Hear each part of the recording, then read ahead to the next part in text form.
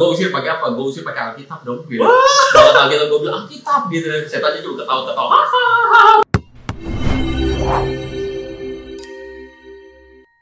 Kembali bersama kami di Koko Kepo. Oke teman-teman, 8 dari 10 anak muda di Indonesia kesulitan untuk menanyakan hamba Tuhan mereka tentang pertanyaan-pertanyaan sulit yang mereka tahu. 2 di antaranya adalah hamba Tuhan itu sendiri.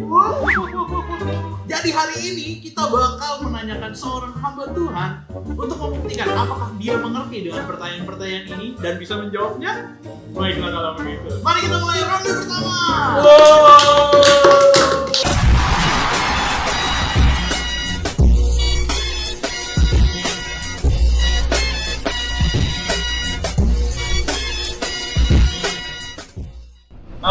Halo Julius. Oke, apa kabar? Gimana hidup? Baik. Kalian semua tidak sukses sih membuat gua terpojok sih. Oke, itu udah lama. Oke. Selama persiapan beberapa hari ini, gue udah mempersiapkan diri semua. Setelah berdoa dan berpuasa. Yes, setelah berdoa, berpuasa, berdiskusi dengan para petinggi-petinggi dan para konselor-konselor gue, akhirnya gue menemukan sesuatu yang lebih baik. Wow. Jadi gua semakin takut hari ini. Enggak. Oh benar. Oh wow. Karena konten hari ini berhubungan dengan takut. Ketakutan. Oke. Betul. Biasa orang-orang ketakutan tentang apa sih? Ketakutan kecelakaan, ketakutan dengan hal-hal buruk contohnya. Nah ini gue pengen bahas khusus tentang setan. Apakah perlu kita suasananya? Hantu. Nanti tolong editor dibikin supaya. Oh iya. Kita bakal bahas sesuatu yang lebih horor hari ini.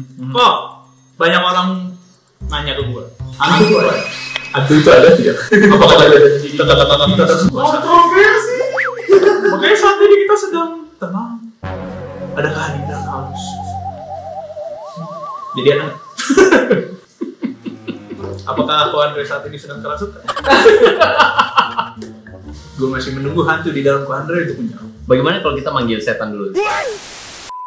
Kalau menurut perspektif gua, keberadaan tentang kuasa kegelapan itu disebutkan di dalam Alkitab. Yes. Kita mau tidak mau harus mengakui bahwa ada sebuah kekuatan yang sifatnya supranatural yang tidak bisa dijelaskan hanya semata-mata oleh ilmu pengetahuan. Dalam hal ini adalah perspektif sains. Karena sains itu kan sifatnya fisika, bisa diukur, bisa disensing by indera kita, begitu ya, apa yang bisa kita lihat, bisa kita sentuh begitu. Sedangkan kuasa kegelapan itu sendiri sesuatu yang sifatnya metafisik.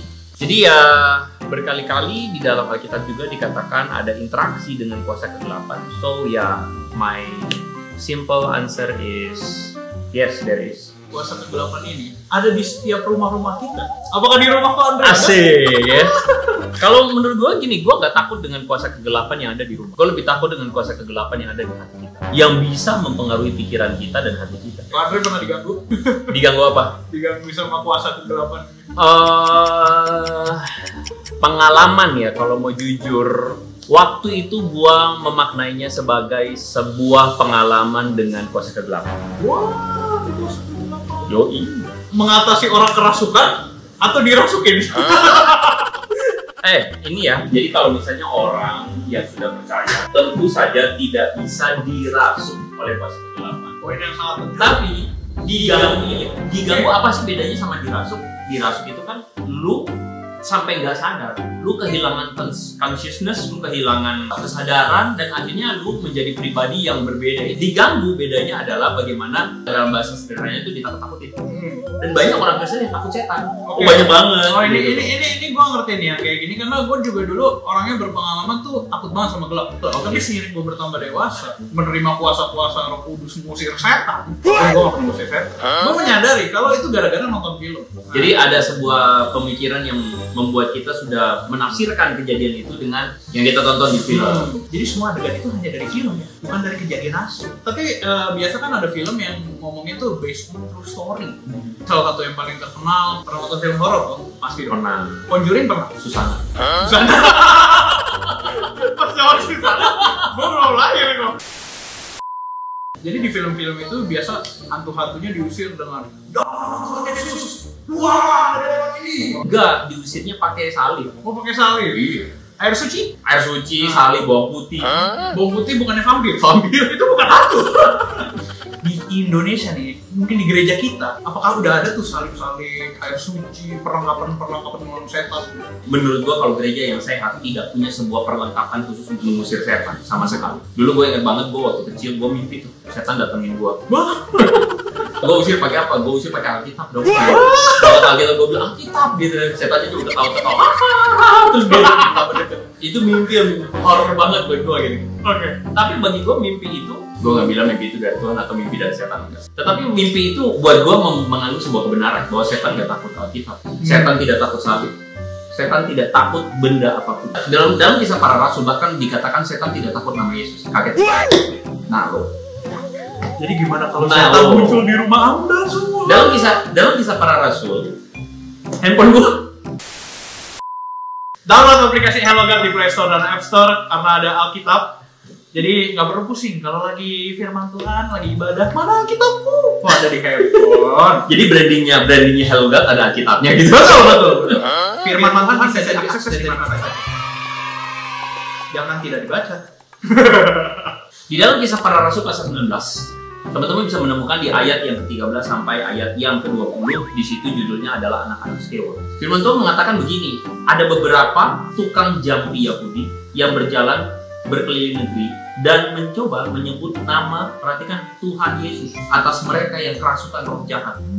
Aku menyumpahi kamu, kata mereka, demi nama Yesus yang diberitakan oleh Paulus. Lalu kemudian dikatakan mereka yang melakukan hal itu adalah 7 orang anak dari seorang imam kepala Yahudi bernama Skewa. Jadi anak-anaknya ini mengusir orang yang kerasukan roh jahat dengan nama Yesus. Usir. Nah, jadi ini nih ya, sebelum ngomong usir dulu. Oh iya. Ini yang ngelakuin anak-anak imam kepala loh. Cara orang-orang yang besar di mana? Di rumah ibadah. Di gereja. Besar di gereja kalau hari ini kan. Iya. Lalu kemudian dikatakan apa? Roh jahat itu menjawab, Yesus aku kenal, Paulus aku tahu, tapi kamu siapakah kamu? Lalu firman Tuhan mengatakan orang yang dirasuk roh jahat itu kemudian menerpa mereka, atau mungkin bahasa sederhananya itu kemudian mencelakakan anak-anak ini. Lalu mereka semua lari dengan telanjang.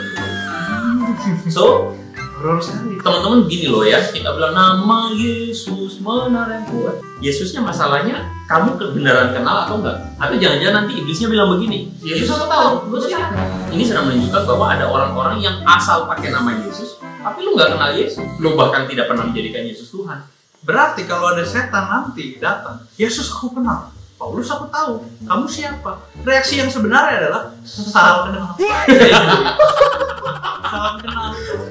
Sekarang kita udah kenalan kan? Saya tidak mau tanya. Jadi kalau ada setan di rumahmu, kenalan sama dia. Dia tidak akan ganggu. Jadi jawaban gue bikin lu masih mau tanya lagi nggak? Oh masih, ada Oh, satu masih. terakhir. Oke. Kerasukan. Ada di gereja, ada satu poster gitu, orang yang bekerja di gereja kerasukan. Dia kayak gitu kan, mulai menunjukkan sikap-sikap tidak normal dan sebagainya. Tahu-tahu pas dikumpulin, oh ini orang kerasukan. Tahu dari mana? Dia bisa ngomong Mandarin. Padahal dia nggak pernah belajar Mandarin sebelumnya. Jadi apakah kalau kita dirasukin setan, kita bisa mempelajari bahasa-bahasa asing? Karena gue berpikir, kalau misalkan gue akan tes TOEFL, terus ada hantu bisa berbahasa Inggris. Boleh juga. Ya, gue kerja sama aja sama hantunya, kan udah kenalan tadi. Jadi manggil Jaya Lampung, Iya. minta dirasuk Minta supaya bisa. Supaya tes TOEFL-nya 100, dia bisa bahasa Inggris. Ya, ide banget. Ini kan simbiosis mutualisme. Udah kenalan, bisa saling membantu. Mutualismenya bagaimana masalahnya? Lu kasih makan setannya atau ngapain? Oh, ya biarin dia merasakan kehidupan tubuh dulu, dia bisa makan habis ujian mungkin kan jadi setan nggak bisa makan. Kenapa setan tidak merasuk anjing aja supaya bisa makan dan bebas berlarian? Makanannya nggak enak. Oh, makanannya. Siapa tahu setan itu selama masih hidup dia masih ngidam dimsum. Pas dia udah mati dia nggak bisa makan dimsum.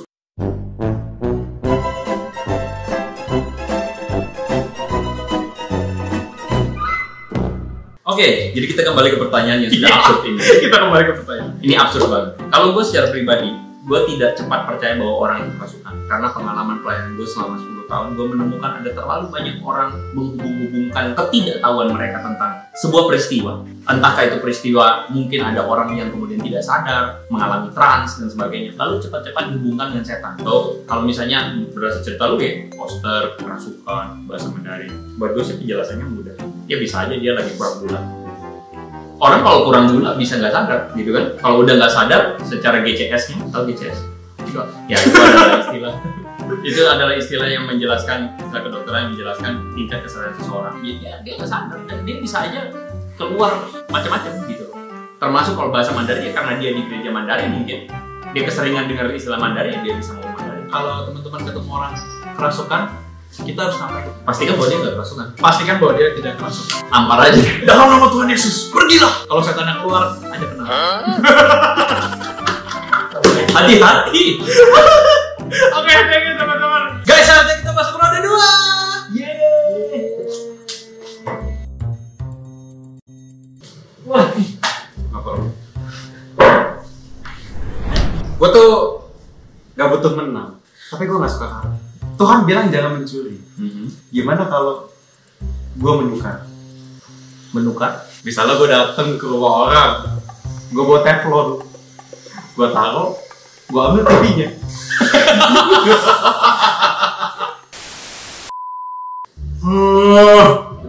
Baik, udah nyala semua. Baik, Rolling. Balik. Lu gak bohong, gue ngantuk banget bro. Lu udah ngopi belum sih? Udah bro.